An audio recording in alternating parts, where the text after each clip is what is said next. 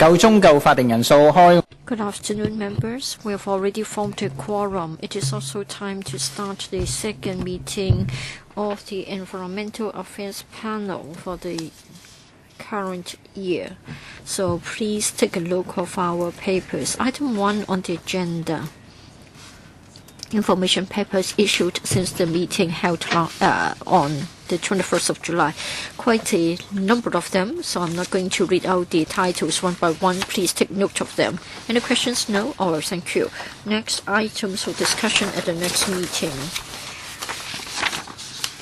We're supposed to hold our next meeting on the 23rd of November, but then I have to attend the annual meeting of the Beach Drugs Fund. The Deputy Chair is also otherwise engaged, so we're going to reschedule the meeting. It will be held at 8:30 a.m. on the 27th of November. Thank you. The administration has proposed 2 items. First of all, proposals to tighten emission standards of newly registered motor vehicles to Euro 6 level and motorcycles and tricycles to Euro 4 level. That's the first one. The second one is revision of fees under the Noise Control Ordinance, Cap 400. Any questions? No questions? Then I suggest that we take up those 2 items. But of course, at our last meeting, many members have raised matters of concern to us for the purpose of following up. I just want to mention that on the 2nd of November, myself and the Deputy Chair will be meeting the Secretary for the Environment, and will be talking about the priorities of our work plan, and there will be discussion, so I will report back to you in relation to the outcome of our meeting with the Secretary. No questions for item 2? All right, item 3. Let's invite the administration to join us. And this is about the progress of phasing out pre-Euro 4 diesel commercial vehicles. I would like to give the floor to the administration to brief us on the paper, and then I'll give the floor to members for questions. In attendance for the 3rd item, we have the following public officers. The Secretary for the Environment, Mr. Wong Kam Sing, Mr. Andrew Lai, Deputy Director of Environmental Protection, Mr. Mok Wai Chun, Assistant Director Air Policy, Mr. Fong Kin Hwa, Principal Environmental Protection Officer, Mobile Source. The 4 of them are from the EPD. Mr. Wong. Thank you, Mr. Chairman. We come here to report to you on the progress of phasing out pre-Euro 4 diesel commercial vehicles, DCVs. As of the end of September this year, 33,900 DCVs have been retired from the fleet, accounting for 41% of the eligible fleet. And then the the number of approved applications was 33,200, involving $4.36 billion under the ex-gratia payment scheme. We have already set down deadlines for 4 types of DCVs. For pre-Euro DCVs, the application deadline will fall on the 31st of December 2015.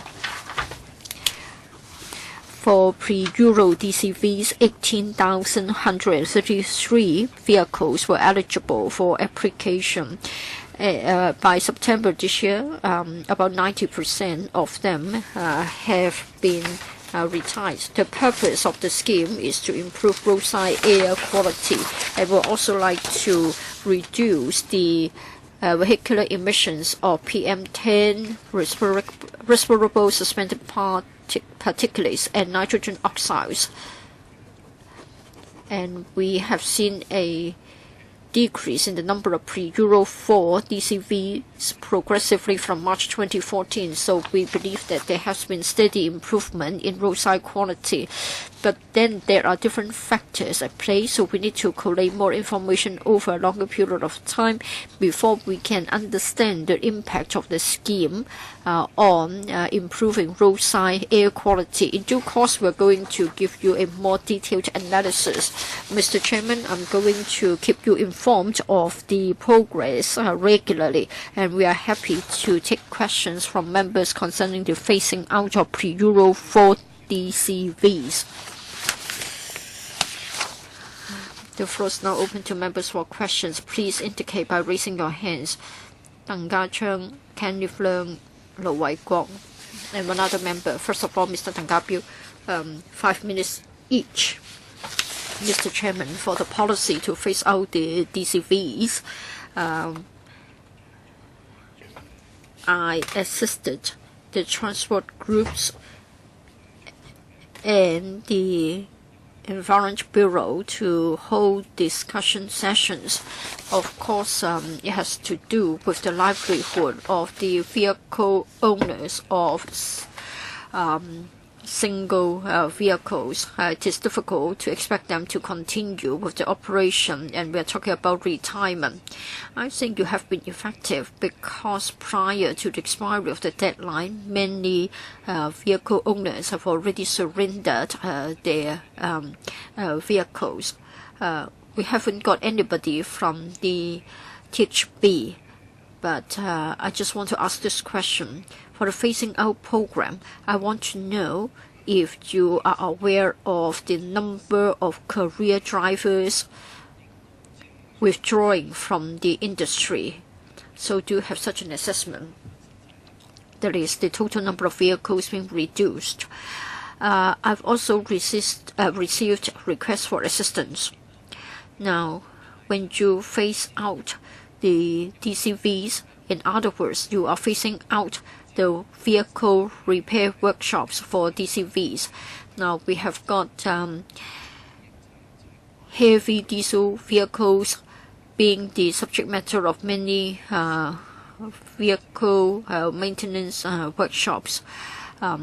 There's one category, another category taxis, and then another category for other vehicles. For NT West and NT North, many garages have told us that they are not able to survive. When a new vehicle is bought, then the existing vehicle maintenance workers are not able to carry out maintenance and repair for the new models because the manufacturers are not willing to disclose the information. And also, in the first few years of purchase, there's no need for much repair maintenance. So it means that the prospect is quite bleak for them. I want to know if any department or any bureau have looked into the survival of the repair workers for DCVs. And then for public minibuses, fewer of them have come forward for phasing out. Is it because of the proposal to increase the number of seats of the public light buses? But then they do run up a large number of mileage. I think they're worried as to what models to be adopted for the replacement model because they are not sure about the future. Mr. Lai, I will try to answer some of the questions, and then the AD will also answer the other questions. Thank you, Mr. Tang. When we considered the program, we were assisted by many organizations so that we are able to run the scheme smoothly. Well, I think we can say that it has been implemented smoothly.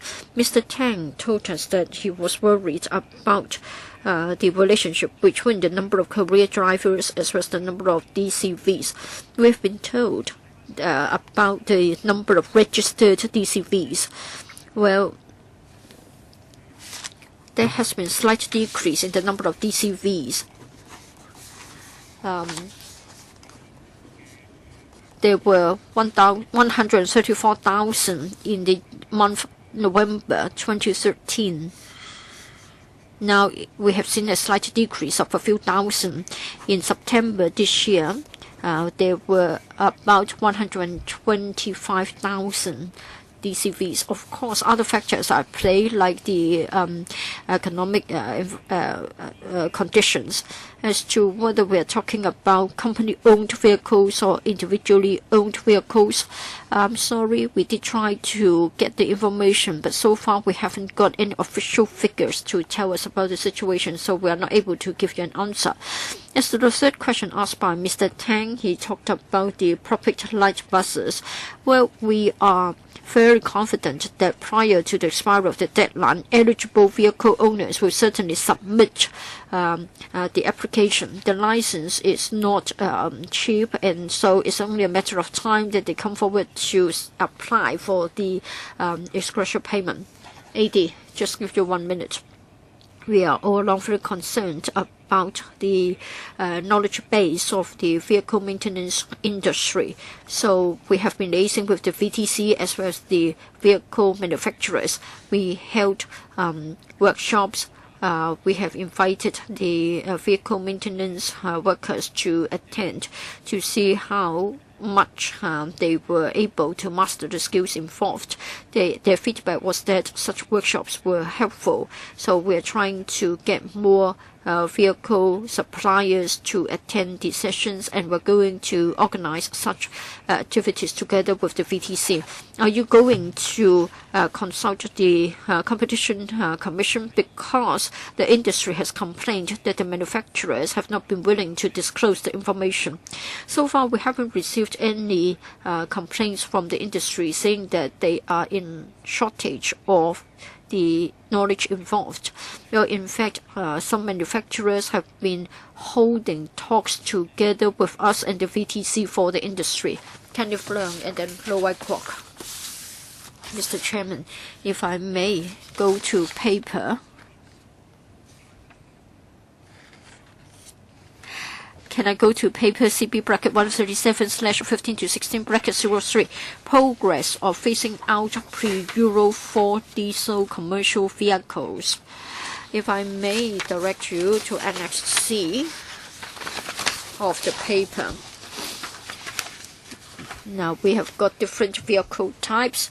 We have got the number of applications, that is the take-up rate up to the as of the 30th of September 2015. Among the different types of vehicles, I can see that for heavy goods vehicles, the take-up rates are relatively lower, be it pre-Euro or Euro 1, Euro 2 or Euro 3. With regard to this situation, is it because of the lack of supply of heavy goods vehicles, or the market demand is not enough? Heavy goods vehicles just don't have any market in Hong Kong. Is it the situation? My second question is this. They may not be able to answer this question, though. Have they done any assessment since March 2014? Has there been any air quality improvements in each district, say, since you have phased out 40 to 50% of the DCVs? Have you considered the air quality index or indices of different districts? The AD, Ms. Mok. On the first question, this is a phasing out scheme.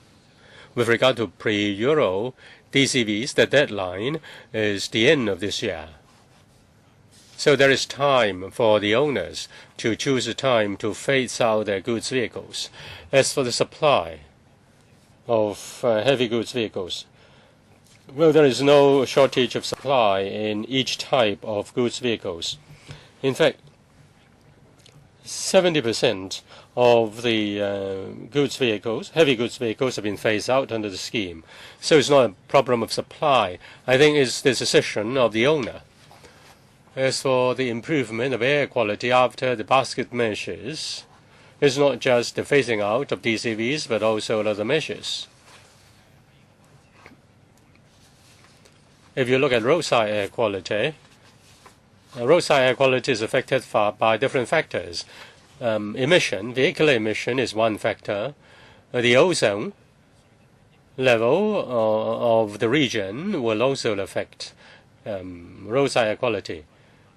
Now the emission of NOx plus ozone plus sunlight will lead to production of NO2.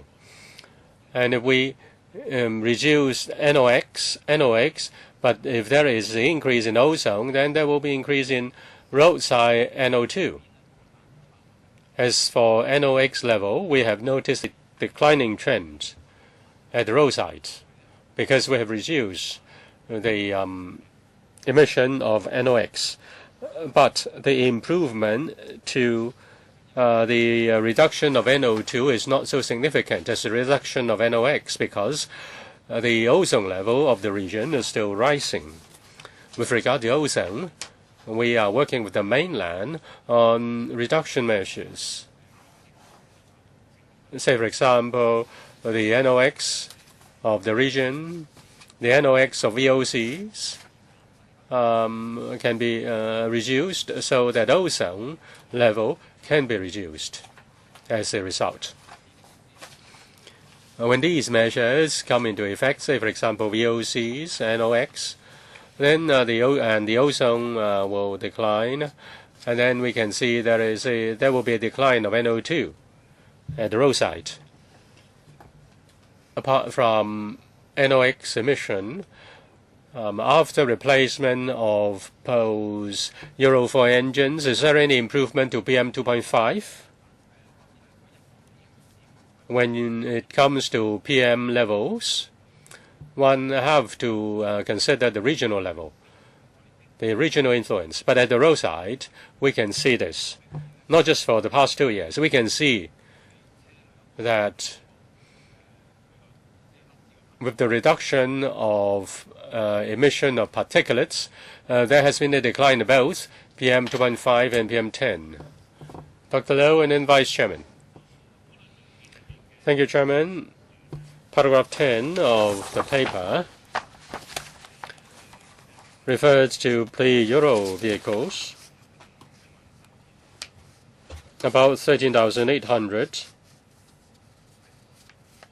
applied and obtained ex-gratia payment among the remaining 4,000. 1,600 of them had not renewed the registration after 2 years. The conclusion, therefore, is that as at the end of 30th of September 2015, 90% of the eligible pre-Euro DCVs had been phased out. But we are approaching the end of the deadline. There is still 10% remaining. Have you tried to find out what is the situation? Are they considering renewing their licenses? The fact is, starting from the 1st of January 2016, pre-Euro DCVs will not be allowed any renewal of license. Since time is running out, why they don't come forward to apply? Also in Annex C, the numbers are very clear. Number of applications for ex-gratia payment scheme by emission standards and vehicle types. The table is very clear. With regard to approved numbers vis-à-vis application numbers, there are gaps. Is it because some cases under process or some cases have not been approved? Why approval has not been given to some? Mr. Lai, the DC, or the DD rather. With regard to pre-Euro vehicles, eligible vehicles 18,000 odd, together with those licenses that had not been renewed, about 90% of them had got our ex-gratia payment. There are only 2 months left. The 10% of owners will have to make good use of the time and make the applications. In Annex B, we've given the details of our publicity activities. With regard to the pre-Euro DCVs, the deadline is coming. We are sending out letters one by one to each and every owner. We know that some owners, as said by Mr. Tang, might have decided to retire.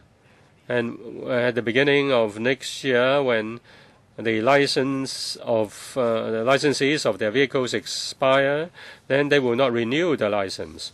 And they may also consider applying the license or applying for the extra payment at the 11th hour. After the 30th or 31st of December, we will not accept any application for extra payment, nor will the Transport Department renew the licenses.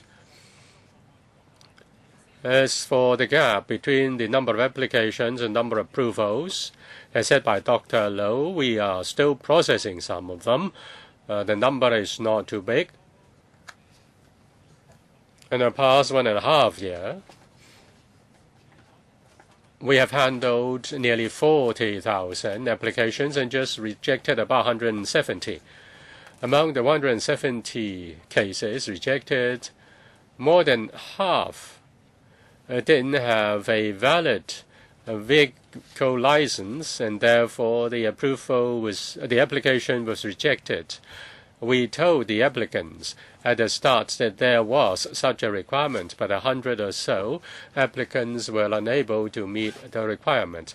By and large, the progress is smooth. Can you explain further the reasons for rejection? What exactly was the problem? Who can answer the question? In respect of giving the extra payment, we have to consider the following. The type or the model of the vehicle has to be within the scope. The vehicle should have been registered with the Transport Department the 1st of January 2003 or later. Some vehicles might not have been running in the street. We tried to prevent people reviving the so-called dead vehicles, and therefore only those that were registered before the 1st of January 2013 would be allowed. If the owner cannot comply with that, then they cannot get the extra payment. So they cannot get a scrap vehicle from the garage. Dr. Kenneth Chan. Yes, I welcome this paper. This is a regular update on the progress of the scheme and also on the use of public funds. And we would like to see whether the budget is adequate to meet the replacement program and also to improve air quality. So in principle, I support the paper, and some members are concerned about the progress. According to the table of Annex C, I'm rather concerned about the PLBs. And only 16% applied. Now you say 80% of the pre-Euro and 45% of Euro 1, 9% of Euro 2, and 3% Euro 3, and the whole only 16% of the PLBs applied for the extra payments. Why is there a low participation rate? Is it something worth paying attention to? Now you say you're right to the owners to organize seminars, or you may, through other means, contact the owners and encourage them to replace their vehicles. I just want to know, with regard to public light buses, which have a low replacement rate, is it a matter of concern for the administration, and if so, what has been done and what will be done? The second question is in respect of air quality mentioned by the kick-off speech of the Secretary. Data will be collected and will be explained. That's right. But you just make use of the present system, and we can see the AQHIs through our smartphone apps. Will you do something more focused, say, at certain spots on certain stretches of the roads. You will do the analysis, you will collect data and provide more effective data so that we know the public money is well spent. Mr. Mock, the AD. In the transport industry, for the transport industry rather, we set a deadline. If they are late, they fall behind the deadline, then they will not be given the extra payment. The deadline for pre-Euro vehicles is the end of this year, and therefore we are more keen on pre-Euro vehicles, and about 80% have been replaced. As for Euro 1, as for the PLBs, 45% have been replaced. As for Euro 2 and Euro 3, they are younger vehicles, so to speak. The owners, therefore, have their own plan in mind. The deadlines are later. The owners have their own plan. There is nothing special about it. And we are also concerned about the overall change in air quality. We pay attention to the data collected by our air quality monitoring stations. In particular, the trend over a long period of time. We have identified some improvements. You've already heard what we've said. You may find that we are long-winded. We refer to regional factors. That's true. And we need to pay attention to meteorological factors, which will affect our air quality. In our future reports, we will focus on the data collected by the air quality monitoring stations, including roadside stations and general stations, the trend, the change, and then we'll analyze the outcome and also regional changes and meteorological changes so that people can have better understanding. A quick follow-up. With regard to PLBs, my understanding is that the administration is concerned about those near the deadline. And when it's approaching the deadline, the owners will be reminded further that they should take the opportunity to get the extra payment, or they've decided to quit. So with regard to Euro 2, Euro 3, you are still watching. There is still some time, and therefore you will not be doing a lot of things actively. You are focusing your attention to pre-Euro vehicles to encourage the owners. If they want to continue their business, they will have to replace the vehicles. Mr. Kwok Wai Keung and then Ms. Sit Ho. Thank you, Mr. Chairman. For this scheme, I think we have been talking about it for a long time. When it comes to implementation, yes, I think it has been difficult. Probably the advance work has been properly carried out. There has been liaison with the industry, so it is quite smooth. It was expected to require 70 months. Now I think 40% of the vehicles have been covered. We still need to find ways to implement it. It is a matter of concern to us. Generally speaking, we have got a larger number during the first stage, and then it will get more and more difficult as time passes.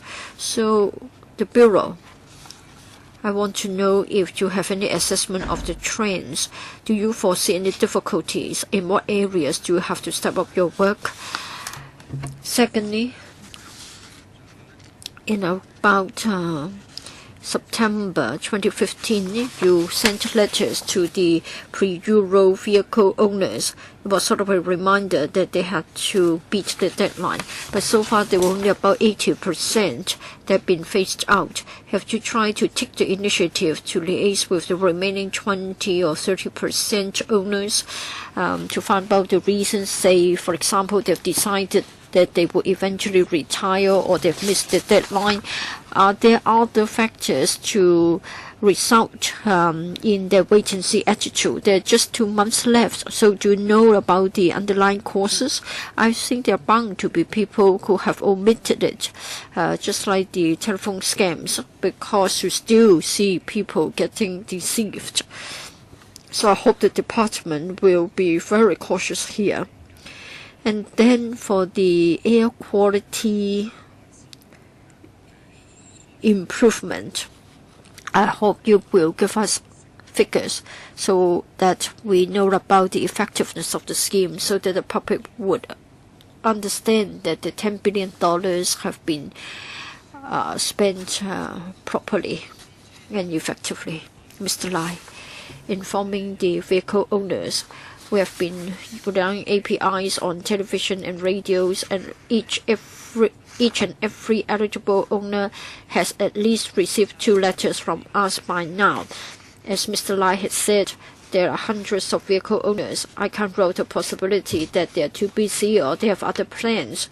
So all we can do is to make use of the channels available to us, and we try to remind them once again, and we'll also liaise with the relevant transport groups and unions so that they can send out the message on our behalf.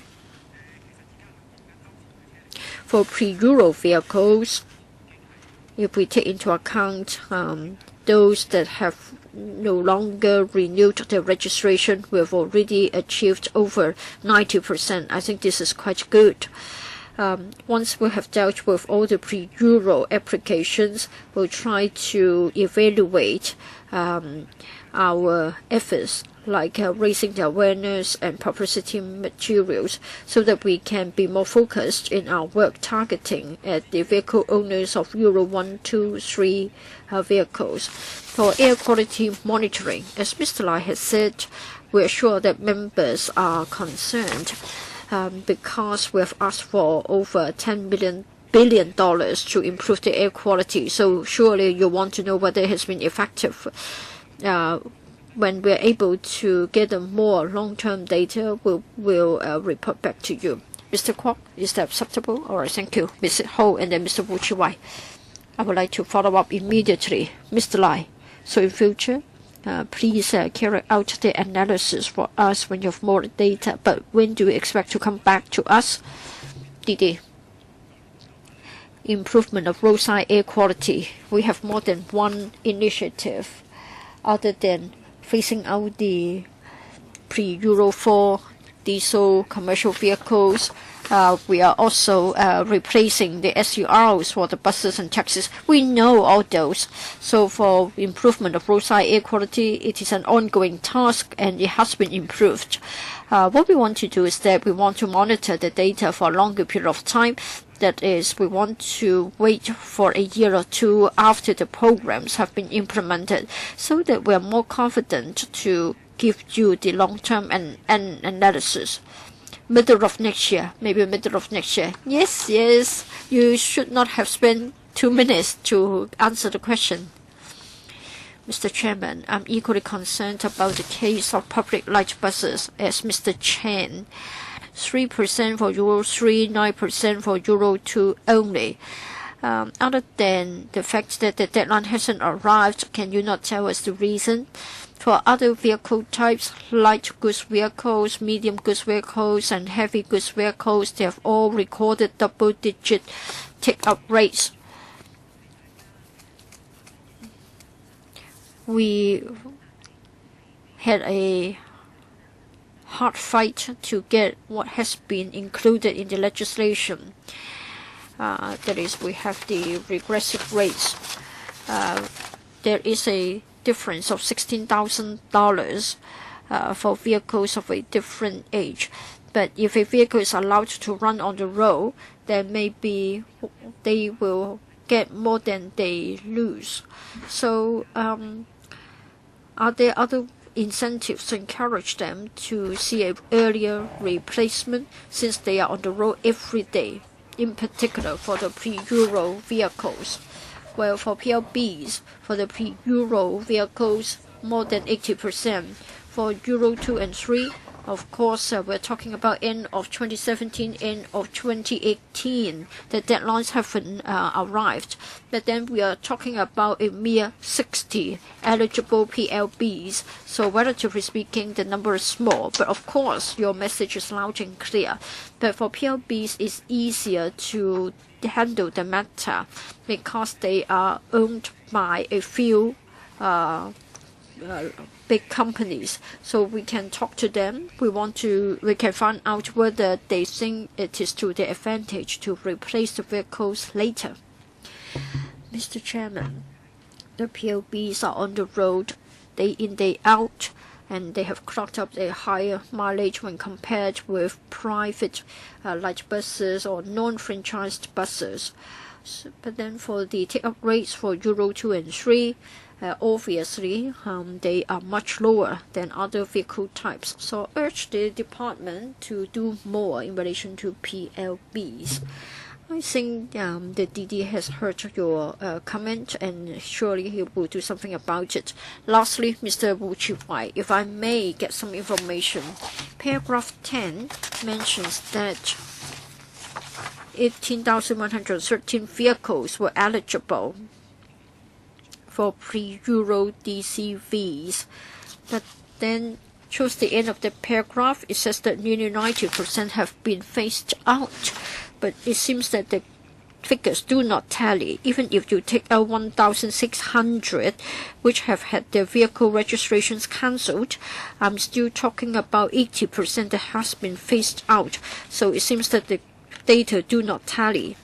And then earlier on, we know that there is a scheme under which eligible vehicles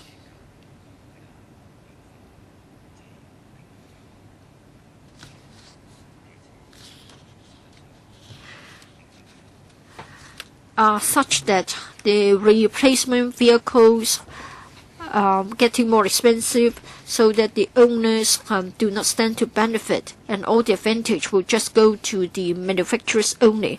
And then for the PLBs, I think they are supposed to run on LPG. Are you telling us that some of them are still on diesel? Deputy Director, Mr. Wu, thank you for your 3 questions. For the last question, yes, indeed. For public light buses, they are either run on diesel or LPG. Our thinking was that for certain routes, if we asked for total replacement by LPG, there would be difficulties for refilling. So we have allowed for the existence of both types of fuel. For taxis, the case is different. In terms of the absolute numbers, LPG run PLBs outnumber that on diesel. And then our understanding, after talking to the manufacturers, etc., our understanding is that the vehicle prices haven't seen much fluctuation over the past 12 months. We have seldom received complaints from owners or drivers that the prices are escalating. So far, we haven't heard such comments or complaints. For pre-Euro vehicles, when we first launched the scheme, there were 18,100 vehicles at the start of the scheme. The number must be fixed because that's how we have drawn up this framework. For the number of eligible applications, 14,000. 13,800 were approved, so 200 still being processed. And then there were 1,600 of them which were supposed to be eligible, but then they did not have their registrations renewed in time, so probably they would not come back, and therefore altogether we are seeing that nearly 90% of them have been phased out. For the 1,600 dormant vehicles, are you sure that they cannot be revived and become eligible? Is there special procedure they have to go through? Under the rules and regulations, the Transport Department says that if you haven't paid your registration fees for 2 years, then the TD will deregister a particular vehicle. If you would like to renew the registration, you need to undergo vehicle examination, and you have to queue up for vehicle examination, mind you. And we've only got about 2 months' time left, so we believe that for that group of vehicles, generally speaking, we don't expect them to apply for the scheme, because probably they have to spend a lot of money before they can get re-registered again. They are dormant. Will they be exported or will they be used indoors? Well, if they haven't paid the registration fees for 2 years, then surely they are not running on the road. As to the likelihood about their future, either they have been scrapped or they have been exported, either as scrap or for the sake of the components. Now, we understand in Hong Kong we lack space to keep the vehicles. Sit Ho in the second round, 3 minutes. I just omitted to ask this question. We have been told that for some manufacturers, they have cheated in terms of the emission data. So I want to know whether we have got such diesel vehicles in Hong Kong as well, and has the Hong Kong government noticed this case? Didi. Thank you, Sit Ho, for your question. For European manufacturers were found to have problems with their emission data, the EPD took the initiative to meet with the suppliers of diesel vehicles, and we expressed our concern.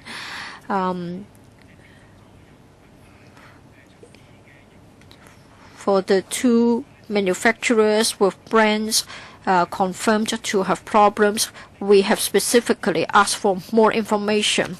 We followed up with the cases, and last week we were confirmed that for one of the diesel goods van on sale in Hong Kong, that company has confirmed that there is also a problem. And so we have liaised with them, and that particular model will no longer be eligible for use in Hong Kong. As to the number of diesel goods vans involved, there are 269, and the manufacturer has been asked to talk to the owners, and they have to be taken back. So for the 269 vehicles already sold, they have to recall such vehicles themselves. All right. No further questions from members. Now, please note that members generally support the scheme and feel that the scheme is doing quite well, but please remind the owners so that they can speed up the replacement process. The administration has also agreed that next year, with regard to improvement to air quality, PM 2.5, PM 10, improvement of NOx, will come back to us. The administration will come back to us in the middle of next year on these items. Okay, let us conclude the discussion of this. We will now move on to agenda item number 4, which is progress on the community green stations. We have the Secretary for the Environment, the DD EP, Mr. Howard Chan, and AD EP, Mr. Samson Lai. The Secretary, please introduce the paper, and then I open the floor to members for questions. The Secretary, please. Members, good afternoon. To strengthen the waste management strategy, which emphasizes on waste reduction and encourage people to live green, the administration to increase resources for the community green stations, and is going to build each green stations in each district. As for Sha Tin CGS and Eastern CGS, they have come into operation in May and August, respectively.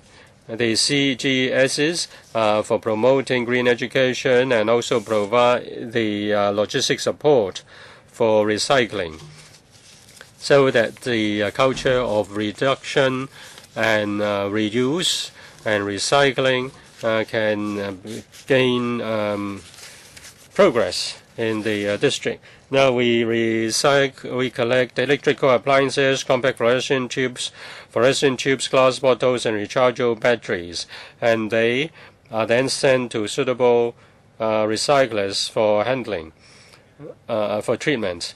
And then different green groups organize education activities such as exhibitions, seminars, workshops to promote clean recycling and also promote other green messages so as to enhance the quality and quantity of recycled material. CSG scheme is community-based and people-oriented in terms of recycling. In terms of recycling, we need participation of the local people. This is a new item and still evolving. We welcome views, including views from members, so as to enhance the potential of the CGS scheme. Now open the floor to members. Mr. Christopher Chung. Chairman, just a simple question with regard to CGS, Eastern CGS. We, of course, support the recycling program. With the initiation of the Eastern CGS, we have found some problems. People told me that they smelled bad odor. Probably it's because of the bottles, which have not been washed thoroughly. There might be milk or water or some liquid. The bottles were there. If they were not thoroughly clean, there would be problems. Is it because of your operational problem or because the NGOs are not professional enough? Have they considered any way to deal with that? Now you have given a beautiful design to the CGS. But what about the problem of cleaning odor or the provision of cleaning facilities? Are they not inadequate? I'll try to answer the question, and then Mr. Lai will supplement. Whether it's the Shatin CGS or Eastern CGS, there are adequate treatment facilities for these recyclables, and they are all, and the recycling process is done indoor. We have not received any complaint against bad odor. Since Mr. Chung has raised that, we will follow the matter up and try to identify the problem. I have visited the Eastern CGS. It is clean and tidy. I have not noticed any bad odor. But we are concerned about this point. The operators of the CGSs will have to comply with our environmental requirements, and we want to uphold a high environmental standard. Within the station, there is no dismantling or processing procedure.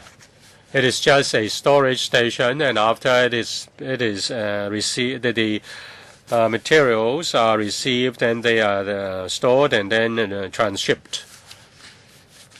Well, is there any problem? Because I have received the complaints of the residents. I consulted the residents nearby, and they claimed that there was bad odor, and even the DO of Eastern District said so. Is there any problem of communication between your government departments?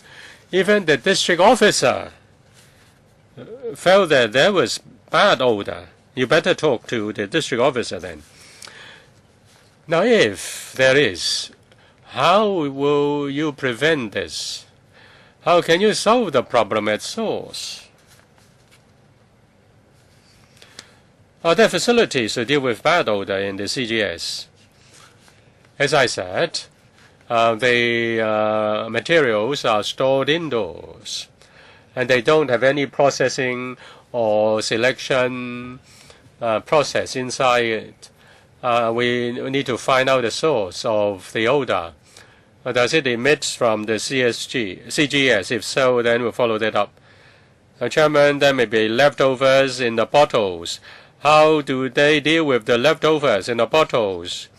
Now, if you say they shouldn't be there, or and you have no facility to clean that, how can you prevent it? Mr. Lai, the AD. Now, we pay attention to the eastern CGS because it's close to residential buildings. We've adopted a high transparency approach. If Mr. Chung reflects a complaint of odor, we will follow the matter up. With regard to the collection of bottles, they have shortened the time for keeping the bottles in the station. We visited the station. The quality of the bottles received is not especially bad. We pay attention to the collection point in each housing estate. If we found that the quality is bad or the bottles are more contaminated, then there will be further environmental education conducted. As for the removal of the bottles, the speed is faster than that in Sha Tin. Chairman, can they talk to the DO? The DO finds that there is a problem. Well, if there are two different versions, I think you can talk to Mr. Chong, or you can go with Mr. Chong to understanding on spot. Just go with the DO. 喺上個星期日呢，我喺元朗市區。Mr. Tam Yu Chong, last Sunday in Yuen Long town center, somebody in the recycling business came to me and told me that in Yuen Long there were about a dozen odd shops doing recycling of metals, aluminum cans, and paper. Recently, the fluctuation of prices is very big. Metal prices decline. Metal price declined by half, by 2/3. Paper by half, and aluminum can by half. Now only 2 or 3 recycling shops remained. He said if the government could help them. Now, if they just fill up, then the things will be left in the streets. These things will go into the landfills. Will the administration face up to this? In your paper, paragraph 12, you referred to this. Are there any ways and means to help the survival of the recyclers, private recyclers, and also thereby reducing the pressure on the landfills? Have you looked into this problem? The DD. We do talk to the recyclers, and they've also said that there were fluctuations in the prices of recycled materials, and they had difficulties with their business. We maintain a close relation with trade and see what the administration can assist. In the past 1 or 2 years, under the leadership of the CES, with regard to the steering committee on promoting recycling business, there were several measures. Introduced a $1 billion recycling fund. I believe will be helpful. At the beginning of October, we started to receive applications. We hope this can help the frontline recyclers enhance their capability and reduce their costs. Now the trade can apply for assistance. The trades can ask the administration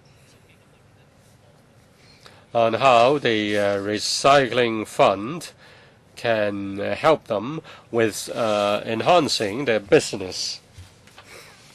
I've talked to some of the recyclers. Though the price fluctuations are big, they there is still a significant market for recyclables. The issue is waste separation and then also the delivery of recyclables to the recyclers. And the recyclers are willing to buy these recyclables. The recyclables still have a price. The issue is how can the recyclables be collected at a lower cost. I think the recycling fund can help in this regard. In terms of policy, there are other measures. We have a working group on clean recycling with regard to waste separation and also waste collection. We want to do better in terms of enhancing the quality of the recyclables.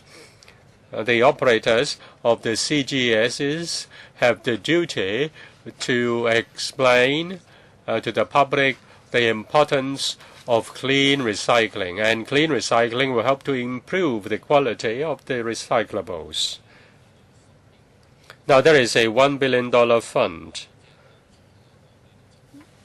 I'm afraid the situation I described cannot be helped by that. When the prices of recyclables are too low, there are difficulties for recycling, and the recyclers have difficulties to survive. I think you need to find some concrete ways to help them.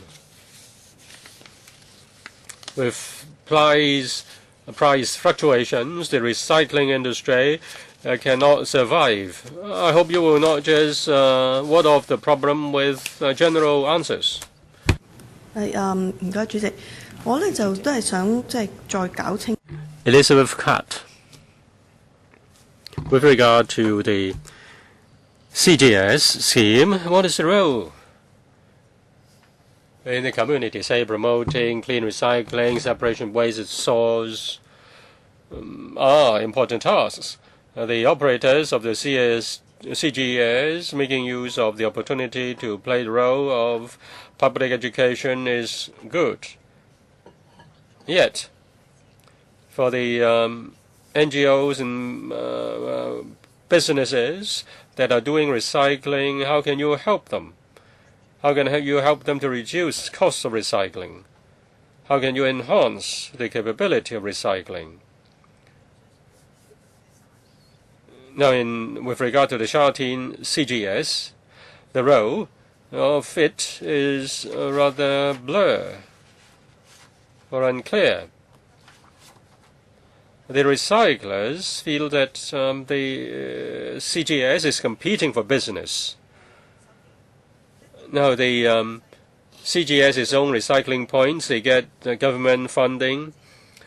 Then, in fact, the CGS is competing against the NGOs or private recyclers. Shouldn't the CGS be a coordinator, rather? Say, for example, bottles. And, the cost of collecting bottles is very high. Say in Sha Tin, we have already got NGOs which were doing that with government funding. So if the operator of the CGS is to do it as well, and if there are more collection points, then the original NGO cannot sort of achieve their task. So it will be contradictory. If, say, on the other hand, if you say that the CGS is to play the coordinating role so that NGOs and other operators can send all the bottles collected to the CGS, and if you have got space to have a soundproof room, and you make use of the latest technology. Say, for example, I've seen this case that is you have an underground hole and then you use sound to vibrate and break the glass. I think if it is soundproof, then it will be good because it won't cause noise nuisance to the nearby residents. So we can break up the glass into sand, and then the weight and the volume can be reduced, and then the material can be used to manufacture bricks.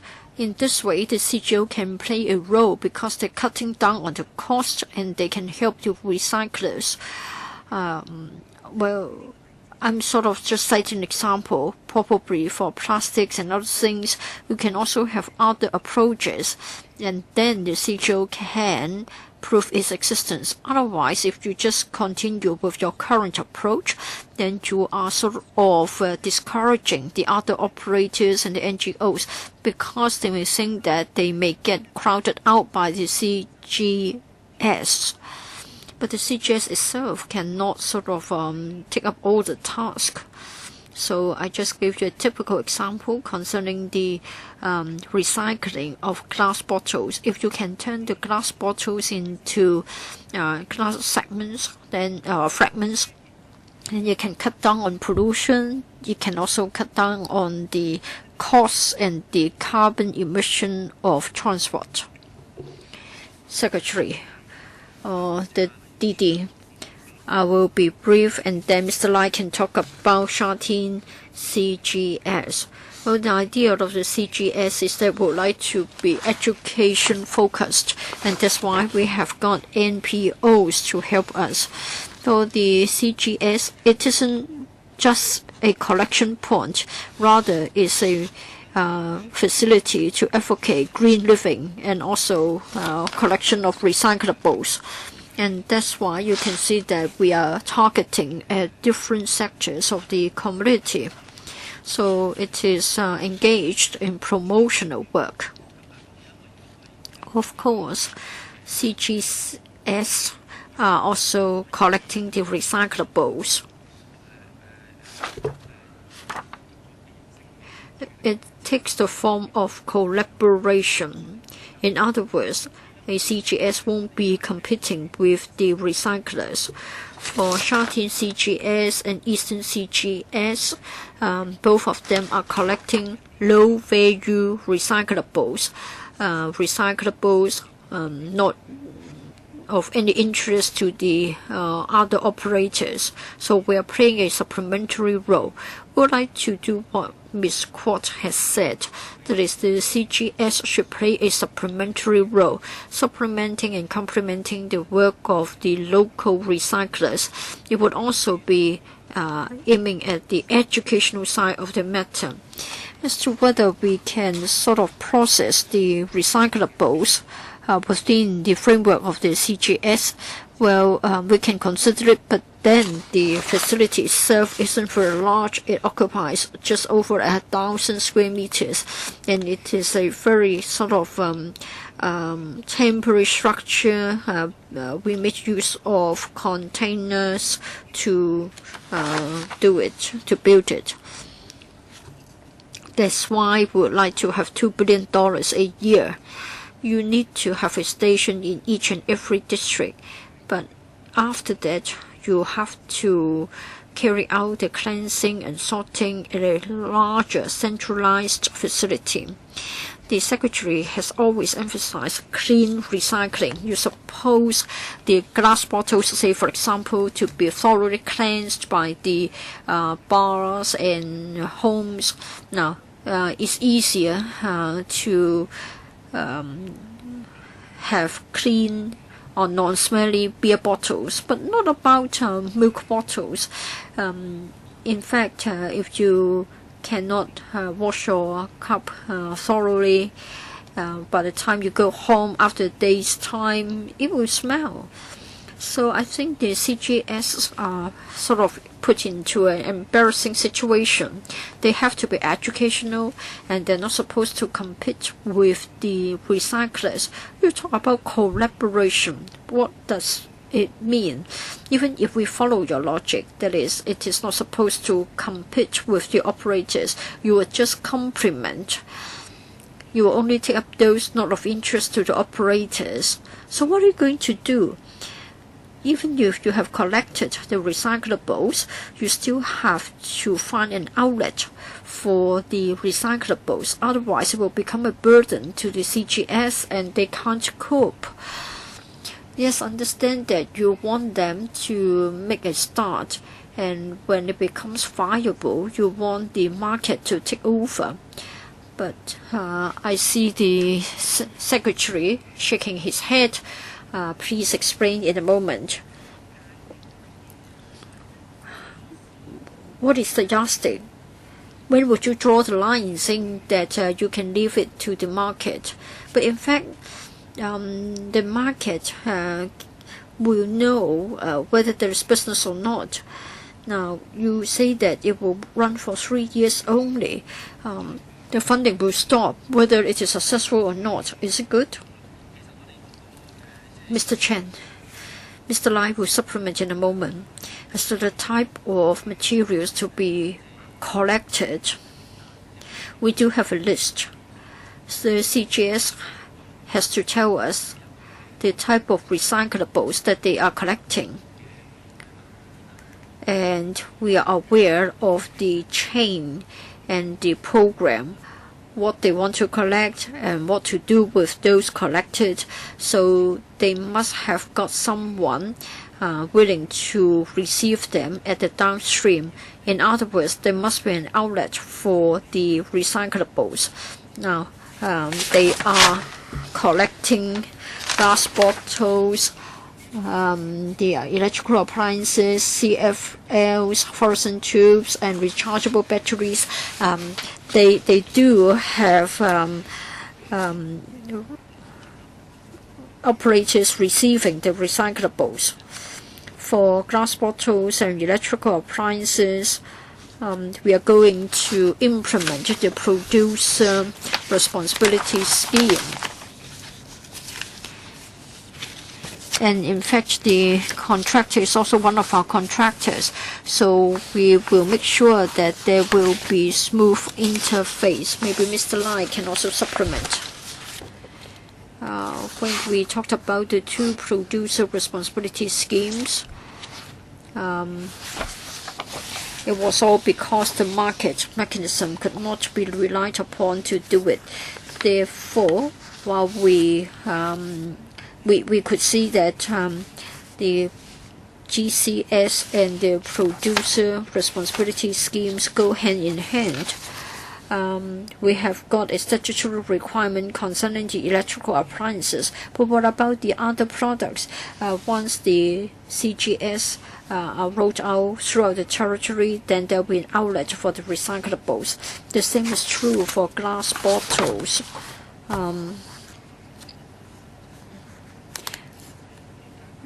By providing resources at the district level, I think we can expedite the recovery of the glass beverage bottles by expanding the network. As to whether not having them cleansed will generate a big problem, well, we are still covering glass beverage bottles only. I think we can sort of complete the logistics chain within 1 day's time. So I think we are able to have the turnover. Mr. Wu Chi-wai, thank you, Mr. Chairman. My understanding is that the CGS scheme is time limited. It is supposed to run for 3 years. There will be evaluation and then the future will be decided. But I'm not quite sure about the following point. When a proponent is to draw a plan, does he have to tell you as to how he can make sure that the scheme can be sustainable? That is, whether they are able to break even at the end of the 3-year period, or that's not required, and as long as they can meet certain benchmarks, that will do. For CGS, they always face the challenge of competing with the private sector. And then for the CGS, I don't think it's a good scheme, because even though you have put in resources there, you're not able to work through this to help to establish a recycling network. Probably we cannot just rely on one single collection point which takes the form of a CGS.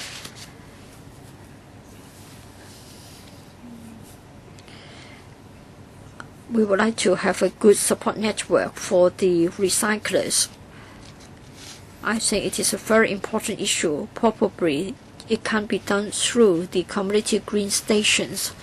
I don't know if the EPD or the Secretary himself have got good ideas about the establishment of a network for the recycling operators.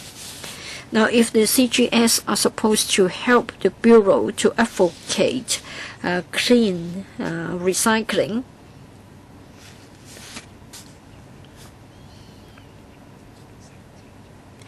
then it should be given more highlight, and then the different NPOs operating the CGS understand that it is an educational aim of the CGS. In other words, they should provide some support services, clean recycling or waste sorting. I think Mr. Chen seemed to be saying that for the recycling fund, it may become something like a subsidy so that you can give some help to the operators. It can be used as a balancing tool, given that the current prices for recyclables are on the low side. If this is indeed the case, please spell it out clearly.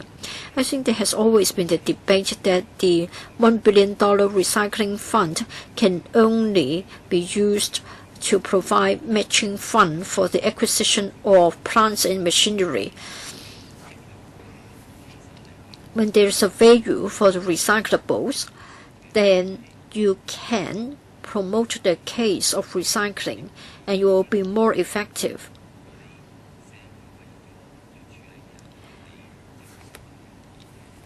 We would like to enhance the recycling rate so that we don't have to send all the waste to the landfills. So I think it is worth doing it. Mr. Chairman, for the CGS, I want to talk about their their educational function. I agree with what Mr. Wu has said, that is, they have a very important task to promote clean recycling and waste sorting. We have given them training materials so that they can train up the district trainers, and then the trainers will train other members of the public. So we hope that we can send out a message to the community. For us to set up a logistics chain for recycling, we need the cooperation of the citizens. They need to sort the waste at source, and then the recycling work can be done effectively. And the operators of the CGS will be doing this exactly. I refer to the recycling fund. We'll look at the applications from the recycling industry, and then there will be vetting and approval. We don't actually impose a requirement that the money should be used to acquire a machinery. Whether they will spend it at source or whether they're going to do it along the logistics chain, our overriding principle is that they have to tell us how they're going to make it sustainable.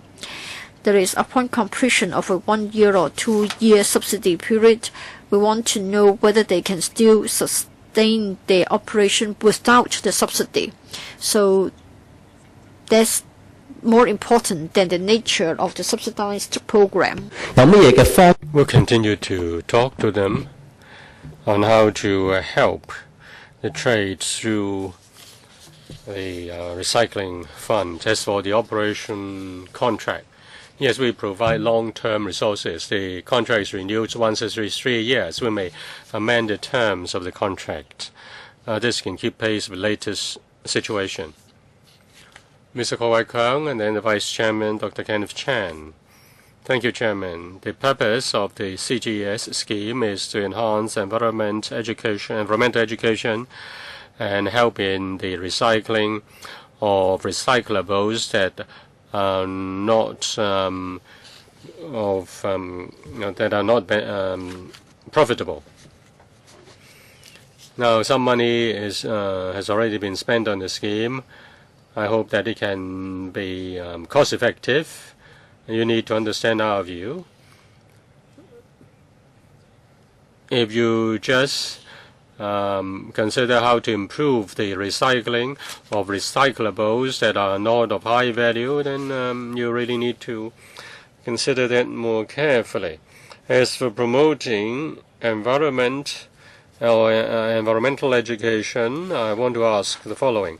Now, the one in Sha Tin was open in May, 20-something of May. Number of visitors, 4,000 or so. The Eastern CGS opened 2 months later and had been visited by 6,000 odd people. Why the visits to Sha Tin was so low? Since it was open earlier, there should be more visitors.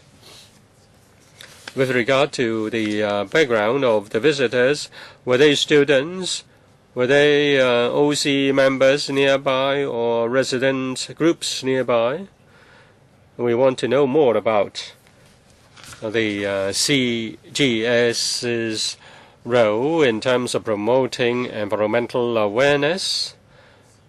And we also want to know the background of those who are at the receiving end of the messages, the AD. 4,000 odd was the number in the second quarter of Sha Tin. In Sha Tin, as for the Eastern District, it was the number of visitors after opening. In the Eastern District, Eastern CGS is close to the residents. People just pass by day in, day out. Therefore, they can pop in and then they can drop in and then ask for what it is. Therefore, in terms of publicity, is at an advantage.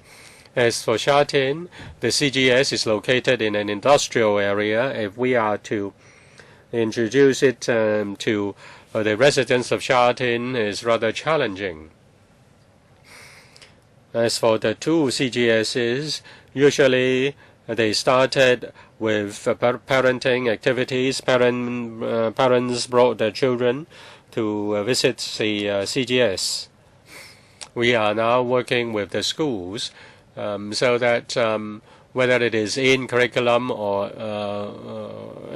extracurricular activities, we hope to incorporate the CGS. And we want to enhance environmental education in the district through the CGSs. Yes, it's good to get the schools involved. You need to educate the future generations. Keep up with the work, please.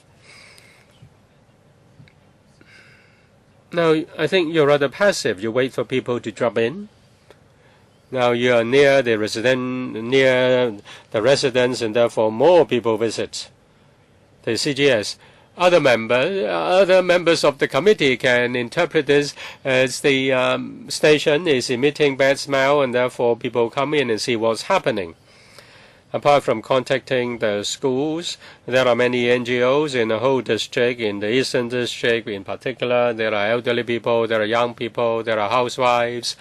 And you can ask the NGOs to organize activities to promote the CGSs so as to enhance the coverage of these stations. And this will help to shorten the time for promoting environmental education. In overseas countries, they might have taken 8 to 10 years to enhance environmental awareness. Hong Kong want to have quick successes. We really hope that we don't need to wait before we can move on. All right, have you heard it? Have you heard it? Next, the Vice Chairman, Dr. Kenneth Chan. Thank you, Chairman. I want to ask whether the administration can provide the actual content of the operation agreement. The members have similar questions. Now, with regard to the cooperation with NGOs to do community recycling and also green education, you call this CGS. Well, there are two, and in the future there will be one in each district. At present, one is in Sha Tin, the other is in the Eastern District. I think the indicators and the functions are part of the requirement of the contract or agreement. Now you say emphasis is put on more activities, promote awareness, and also do recycling on less valuable recyclables. And the CGS is to supplement the work of the private sector. Now that's the point.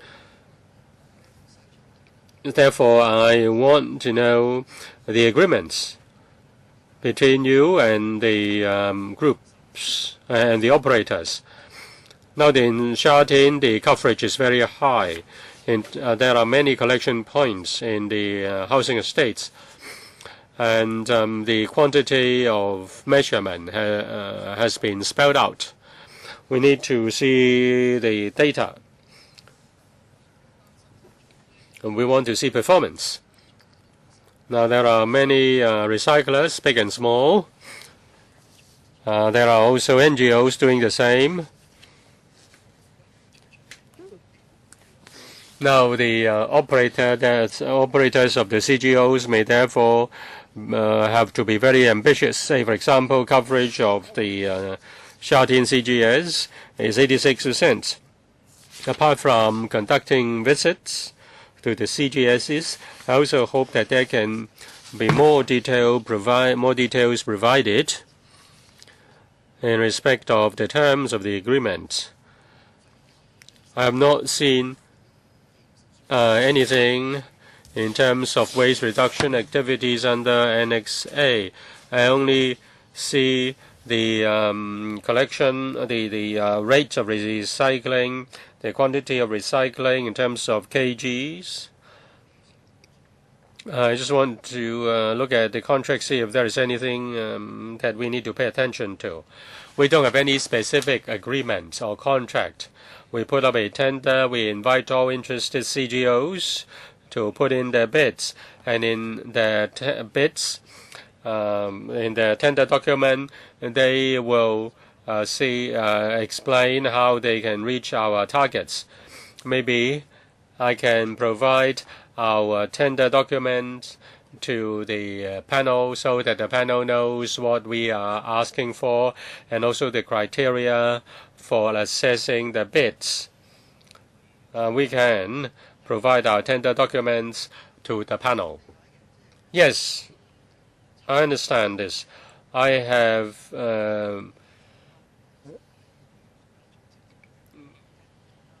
been asked, or I had been asked by some of the NGOs to give advice on putting in a bid for operating the CGS. Now we just look at the tender documents, then the bids, and then the board will consider the bids. And then you look at the extent of education, you look at the quantity of recycling. Will the targets be too high so that some of the private recyclers will face pressure? This may be psychological. It may not be material. Now, when you award the tender, do you provide technical guidelines? Do they require indicators? At a certain point of time, will you also reflect the views of the community to them, reflect the views of the property management to them, property management, housing estate to them, reflect the views of recyclers to them? Now you may say Sha Tin, the Sha Tin station rather remote, and you may need to work with the schools. You cannot, or other groups, you cannot just rely on walk-in. So are these in place so that the operators can respond? Chairman, definitely there is such a system. We do have meetings with the operators, and we also provide documents to them. As for the operation, it is transparent. The Shatian CGS and Eastern CGS do have quarterly reports on their webpage. If members are interested, we can provide the quarterly reports to members. Mr. Kenneth Leung, the last one for the first round. I think one indicator is about this. In your agreement, do you require the operator to provide you the data with regard to how many percentages of the recycled materials will be recycled in Hong Kong and how many percentages will be exported? Now, if we just export the recyclables, we've just crushed them, washed them, and then recycle them and then send them to other places, that is not good. That's my view. I don't know. Is there any are there any percentages for that? As for the CGS scheme, it is in fact part of the waste reduction movement. Now you put emphasis on less valuable recyclables. I have encountered this problem, say printers, monitors, and computers are the problem. I want to give these old electronic appliances to those who are underprivileged. Now these are electronic appliances which are still usable, but I have difficulties in finding out the groups. I don't have the information. So I want to know whether the CGS or CGSs will deal with computer products. It's not just dismantling them. It is to bring these computers to community centers, even centers for the elderly, so that the computers can still be used. I have just two questions. Mr. Lai. Well, electrical appliances, computer products, and glass bottles are the types of materials for which we've seen a greater quantity collected. Glass can be used locally to turn them into bricks or other construction materials. For the computer products and electrical appliances, they've been one of the outlets has been to get metal out of it. We know that there are different types of recycling schemes. Citizens may not instantly think of the right program to pick.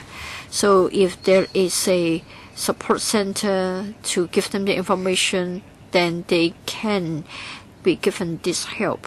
We have the Environment and Conservation Fund, and the usable computers can be repaired and then given out as second-hand computers. My question is, what about the plastic and metal components generated from the scrapping of a computer? I want to know if you know what will be done to them by the operators. Well, in fact, this has generated some concerns when we try to launch the producer or the product eco-responsibility scheme. We have to decontaminate the poisonous components. For others, they will be crushed to revert back to raw materials. We have got a center being proposed to deal with the WEEE. So they will be converted back into raw materials, whether they're poisonous or not. So it isn't just a matter of just simple crushing. For the raw materials, to what countries will they be exported? Do you have information? Mr. Chairman.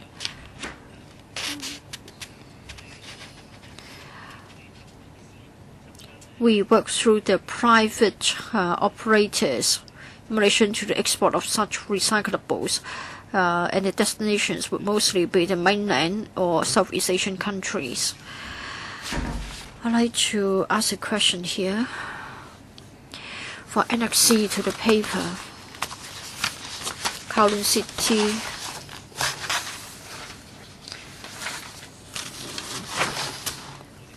Wan Chai and other places like Central and Western and also the North District, they are still searching for a suitable location.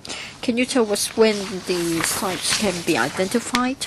And then for the government officials, for you to operate the CGS, I think the positioning is that it is an educational scheme. But other members have said they would like to see the CGS being able to help the recycling industry. So it seems that there is a difference in opinion. I went to the Sha Tin CGS myself, and I found that the operator itself wasn't a green group. Probably it was engaged in other social services instead. So I want to know whether it means that when it comes to recycling and the processing of the recyclables, they won't be as professional and as effective as the other green groups. Members present have also wondered whether we can rely on the CGS to help the recycling industry to collect the recyclables and use this as a place of sorting so as to cut down on the costs, etc. Now, you're going to build another 16 CGS. I wonder if private operators can take part in the work of the CGS. Of course, you may worry that you will be challenged for colluding with the private sector. However, I think that when it comes to recycling and environmental protection, if you are going to give more help, if you're going to give subsidies, I don't think there will be a lot of resistance as long as you are transparent enough. I'll try to answer part of the question. For the CGS, I think the positioning is clear. We hope that working through the CGS, we can educate the public so that they will emphasize recycling, and we hope that the habits of green living can take root. That's the main task. The secondary task is to help with the collection of low-value recyclables. Now, after they've collected the recyclables, such will be handed over to the recyclers. As to whether the CGS will become a sort of sorting facility, well, it will be difficult. The place is not big. It is just 1,500 square meters. And then for the selection of the CGS, we've talked to many districts. Many of them are worried that if we are to have the processing work as well, they're worried that there may be traffic congestion, there will be noise, or there will be the problem of smell as well. So when we decided on the positioning, we have already emphasized that this is not going to be a collection point. Rather, it is a resource center, it is an education center. With this as the basis, many districts have found the CGS acceptable. So the positioning is clear. Once we start to confuse the roles, the district people may not accept the CGS. Yes, we know that the recycling industry requires our help in terms of land, among other things. So what we're trying to do is to identify more available sites, whether short-term or long-term, so that they can be granted to the recycling industry, and it will be confined to recycling industry when it comes to the bidding for the sites. The recycling fund can also help. We would like to work through different channels. For the CGS, the public will be educated to sort the waste at source and to have clean recycling. Mr. Lai can also help. Well, we have been saying that we'd like to help with the collection of low-value recyclables. Without the CGS, we have been relying on different distinct schemes for the logistics.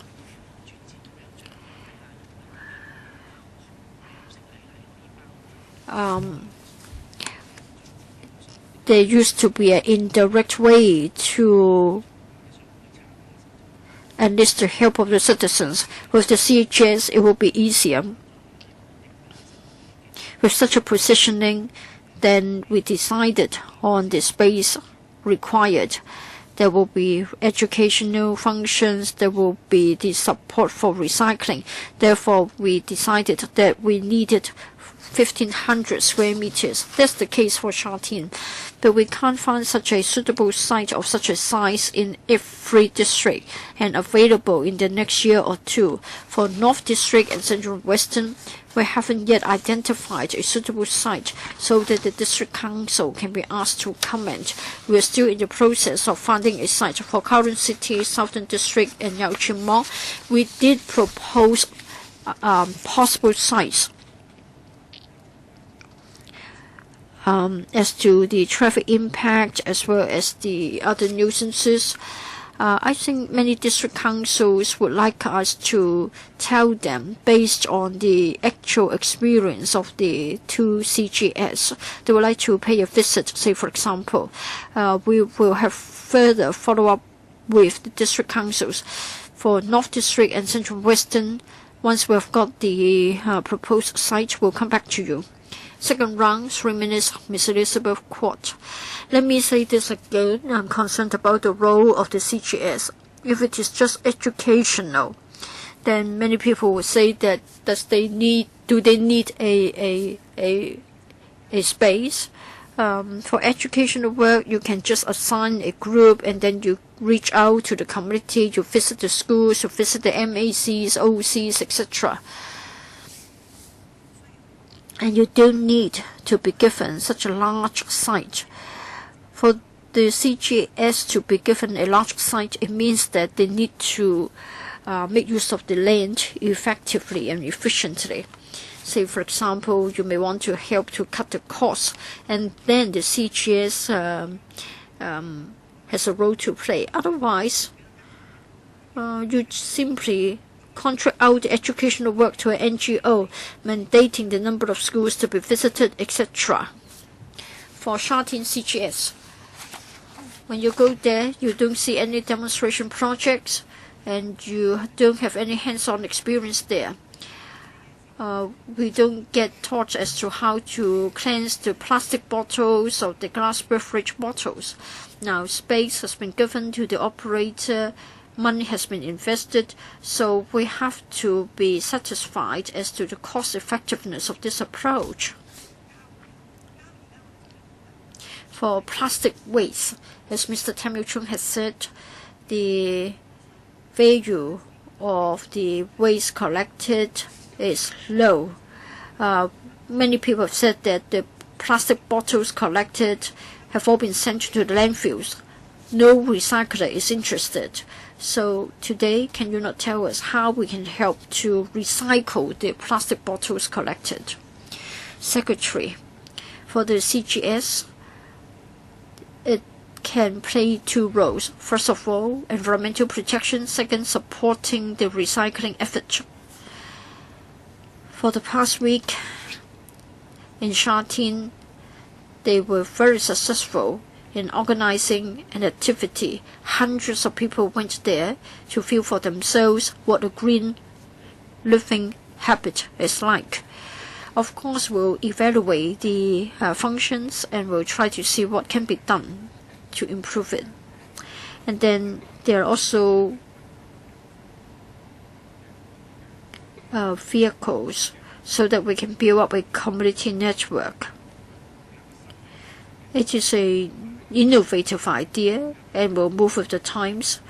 So we're open to your views to see how we can make them effective. So please have an open mind. Your views are welcome. And we hope that we can bring out even more the original intention of the CGS. Mr. Chairman, as nobody else is queuing up to ask questions, can the department tell us more about the handling of plastic waste?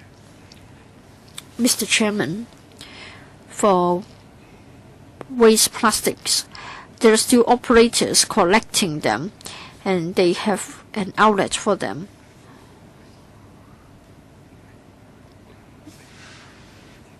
We are watching the market closely.